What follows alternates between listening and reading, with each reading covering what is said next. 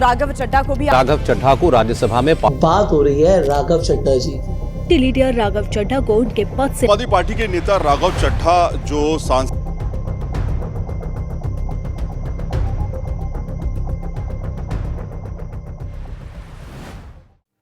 एक young politician जिसे लोग इंडिया के फ्यूचर का फेस कहा जा रहा था, वो अचानक से पार्लियामेंट से सस्पेंड हो जाता है और पूरा पॉलिटिकल सिस्टम उसके अपोजिट में हो जाता है। लेकिन सवाल सबके अंदर ये है, क्या ये एक मिस्टेक थी या फिर एक प्री प्लान पॉलिटिकल मूव? तो आइए डीप में जानते हैं इस वीडियो में राघव चड्ढा के बारे में। तो आज हम बात करने वाले हैं राघव चड्ढा के बारे में, जिनका नाम यूथ के अंदर एक सिंबल बन के रखा है। लेकिन आजकल वो अपनी अचीवमेंट्स के लिए नहीं, एक कंट्रोवर्शियल इशू की वजह से ज्यादा जाने जा रहे हैं।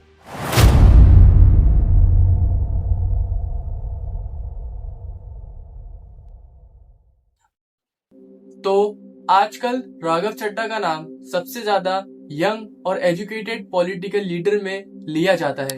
उन्होंने अपनी एजुकेशन जो है फॉरेन कंट्री से स्टार्ट करी एंड देन चार्टर्ड अकाउंट के रूप में अपना करियर को स्टार्ट करा।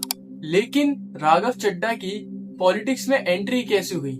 उनकी एंट्री हुई थी AAP के द्वारा, आम आदमी पार्टी। आम आदमी पार्टी के अंदर रहकर उन्होंने बहुत ज्यादा इम्पोर्टेंट रोल्स हैंडल करे थे और दिल्ली गवर्नमेंट के फाइनेंशियल और पॉलिसी मैटर्स में उनका बहुत ही ज्यादा इन्वॉल्वमेंट रहा करता था।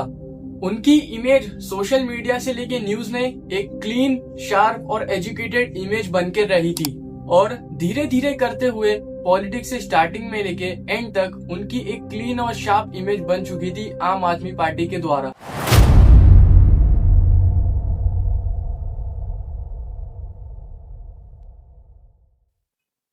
लेकिन अब स्टोरी यहाँ से थोड़ी कंट्रोवर्शियल हो सकती है। सब कुछ रोजमर्रा की तरह बिल्कुल ही नॉर्मल चल रहा था, लेकिन अचानक से एक न्यूज आती है पार्लियामेंट के बारे में एंड उसके अंदर राघव चड्ढा का नाम डायरेक्टली इन्वॉल्व कर दिया गया। रिपोर्ट्स के अकॉर्डिंग अगर देखा जाए तो उन्होंने एक पार्लियामेंट्री कमेटी के प्रपोजल में कुछ एमपीज के नाम इंक्लूड कर लिए थे, जिस पर बाद में जाकर कंट्रोवर्सीज उठाई गई थी। और कुछ एमपीज का तो ये भी क्लेम है कि राघव चड्ढा ने बिना उनकी परमिशन के उनका नेम उनकी लिस्ट में डाला और यहीं से राघव चड्ढा का डाउनफॉल भी शुरू हो चुका था।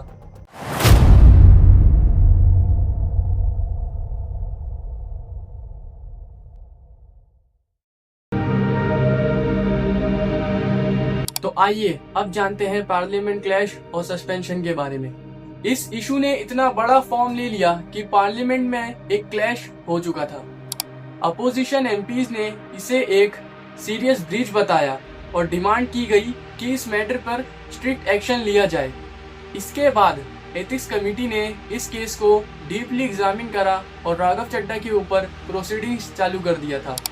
एंड में फाइनली एक डिसीजन लिया गया जिससे राघव चड्ढा को सस्पेंड कर दिया गया। ये डिसीजन सरफेस होते ही न्यूज चैनल पर हंगामा लग गया। इंडिया की पॉलिटिक्स इतर बितर हो चुकी थी और राघव चड्ढा के सपोर्टर्स एक साइड हो चुके थे और राघव चड्ढा के अपोजिटर्स एक साइड हो चुके थे। इसी वजह से सोशल मीडिया क्लैश अलग हो रहे थे, पार्लियामेंट में क्लैश अलग हो रहे थे और राघव चड्ढा की लाइफ में डाउनफॉल शुरू हो चुका था।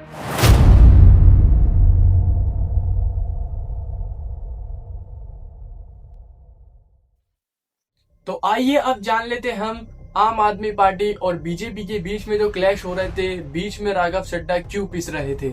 आम आदमी पार्टी राघव चड्ढा के साइड होने की वजह से इस डिसीजन को पूरा निगलेक्ट कर रही थी। आम आदमी पार्टी के लीडर्स ने तो ये भी क्लेम करा ये एक टारगेटेड पॉलिटिकल अटैक है और अपोजिशन वॉइसेस को सरप्रेस करने के लिए ये एक्शन लिया गया है। और दूसरी तरफ देखा जाए तो रूलिंग साइड कह रही थी कि ये एक एकदम सही एक्शन लिया गया है राघव चड्ढा की और जो एक्शन लिया गया है वो एकदम जस्टिफाइड है। इसी तरह से राघव चड्ढा का ये क्लैश जो है छोटे क्लैश से लेकर बड़ा एक पॉलिटिकल इश्यू बन चुका था।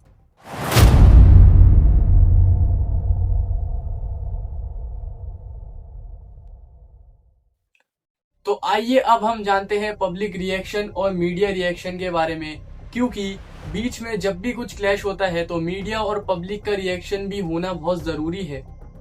जैसे ही ये न्यूज पब्लिक डोमेन पर आती है वैसे ही पब्लिक रिएक्शंस आना फ्लड हो जाते हैं। कुछ लोग राघव चड्ढा के सपोर्ट में खड़े नजर आए। उन्हें एक यंग वॉइस और विक्टिम ऑफ पॉलिटिकल अटैक बताया गया। वहीं दूसरी तरफ कुछ लोग उन्हें कह रहे थे कि जो हुआ बिल्कुल सही हुआ, और दूसरी ही तरफ उनके डिसीजन को बहुत ही ज्यादा इररिस्पॉन्सिबल बताया गया। इतना सब होने के बाद मीडिया चैनल्स तो चुप रहने से रहे, तो उन्हें तो पैसे कमाने का वक्त मिल गया। तो उस मीडिया चैनल्स पर उन लोगों की डिबेट शुरू हो गई। जी प्लीज। सर अक्सर देखा जाता है अर्थव्यवस्था में क्रांति आ जाएगी इस बजट से, और अब ये इशू जो है एक पॉलिटिकल पार्लियामेंट तक नहीं रहा, पूरा नेशनल इशू बन चुका था। तो क्या राघव चड्ढा एक पॉलिटिकल टारगेट बन चुके थे, या फिर ये एक जेन्युइन मिस्टेक थी जिसका कॉन्सिक्वेंस उन्हें फेस करना पड़ रहा है? इस फैसले का जवाब तो बस जनता ही दे सकती है। लेकिन एक बात तो क्लियर हो चुकी है कि इंडियन पॉलिटिक्स में ये इशू अभी तक खत्म नहीं हुआ है और इसको लंबा खींचा जाएगा, और आने वाले वक्त में इसका इम्पैक्ट और बड़ा भी हो सकता है राघव चड्ढा के ऊपर। और अगर आपको ऐसे ही डीप वीडियो ब्रेकडाउन वाली पसंद है तो इस चैनल को सब्सक्राइब करना बिल्कुल मत भूलना। मिलते हैं जल्दी नई वीडियो में, तब तक के लिए जय हिंद जय भारत।